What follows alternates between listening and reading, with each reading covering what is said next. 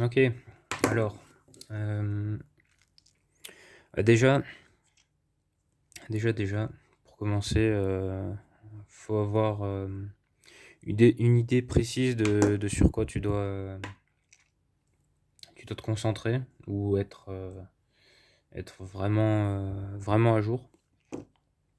C'est la notation des doigts, donc T1, 2, 3, 4. Puis les noms des slots. Par exemple, si tu as ton mode entre l'index et le majeur, du coup ça s'appelle 1, 2.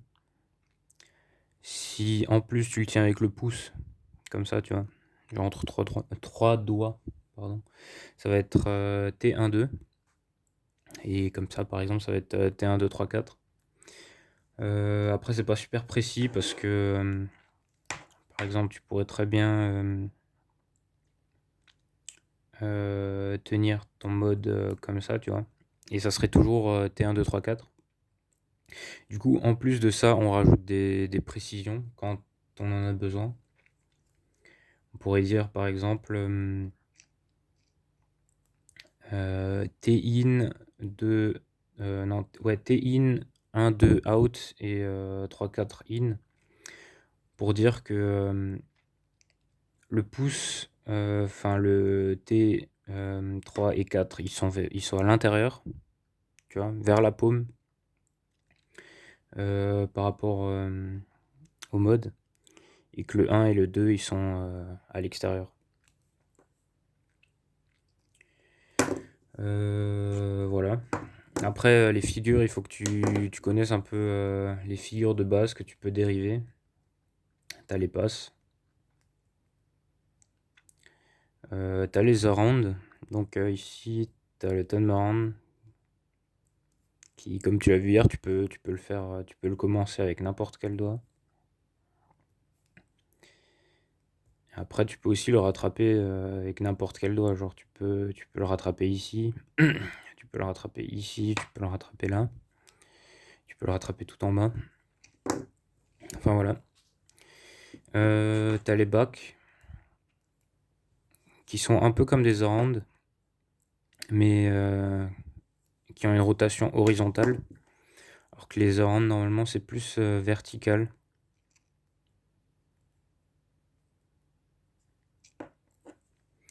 Et voilà, le Sonic aussi. Et donc, on va prendre l'exemple du Sonic pour illustrer la dérivation inverse, reverse et tiped. Donc on commence par tiped. Alors le Sonic de base, on va prendre le Sonic du coup 2, 3, 1, 2. Tu vois, qui fait une rotation. Tu vois, il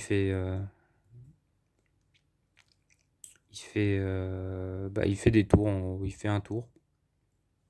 Ça c'est le Sonic qu'on connaît tous, mais en vrai c'est un mélange de deux figures. C'est un mélange du tiped Sonic et de la charge. Tu vois, la charge, tu donnes juste une rotation au stylo.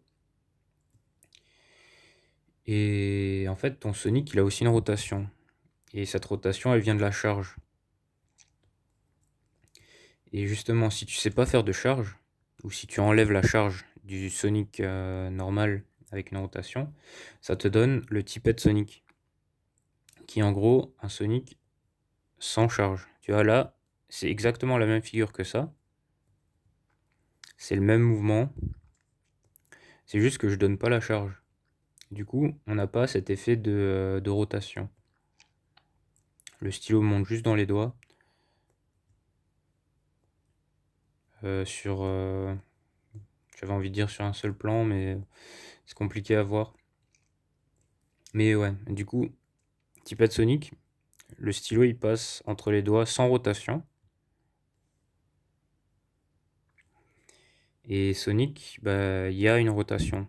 Donc en gros, le Sonic normal, que tout le monde connaît, c'est un mélange entre la charge et le Tipad Sonic. Voilà. Ensuite, reverse, c'est juste la figure à l'envers. Donc jouer dans l'autre sens, comme si tu avais une vidéo de la figure et que tu la rembobinais. Donc le stylo il passe exactement de la même manière, par le même chemin, mais dans l'autre sens. Donc si ça c'est le Sonic normal, donc Sonic de 3 1 2, bah pour le Sonic Reverse tu commences en 1 2 et tu finis en 2 3. Donc voilà, le reverse du Sonic 2 3 1 2, c'est Sonic Reverse 1 2 2 3. C'est cette figure. Et après si tu mélanges les deux ensemble, tu vois comme l'une se termine ou l'autre commence, bah, tu peux les enchaîner à l'infini. Et cet enchaînement d'une figure avec son reverse, ça s'appelle harmonique. Du coup là c'est un Sonic harmonique. Tu peux faire pareil pour le Turnaround, et c'est la figure la plus connue en harmonique. C'est Turnaround Reverse. Voilà. Ensuite, Inverse. Inverse, c'est un peu plus compliqué à comprendre. En gros, là, il faut que tu te dises que ta main, elle est dans un plan. Tu vois, comme si c'était une feuille. Donc là, tu as ton plan, le plan de la main. Et quand tu as un doigt qui bouge, tu vois, il passe soit sous le plan, soit au-dessus du plan.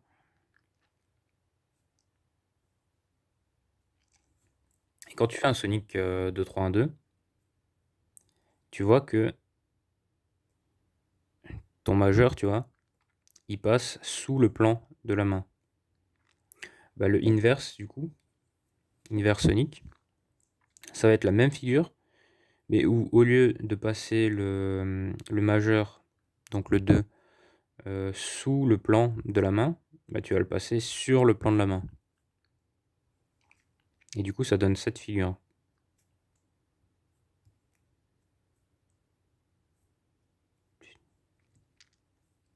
Voilà. En général, on lui rajoute une charge avant, mais en vrai, la figure, c'est juste ça. Inverse Sonic de 3 en 2. Et donc, voilà, on peut bien voir que au lieu de passer le majeur en dessous, on passe au-dessus.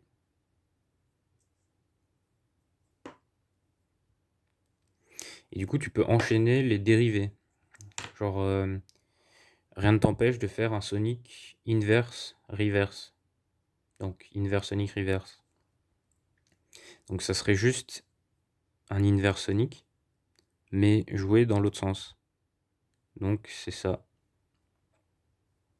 On a le Sonic qui va de 1-2 à 2-3, et qui, en même temps, pendant qu'il se fait, on a le majeur qui passe au-dessus du plan de la main, au lieu de passer en dessous. Du coup, voilà. Ça, c'est un inverse Sonic reverse. Et voilà.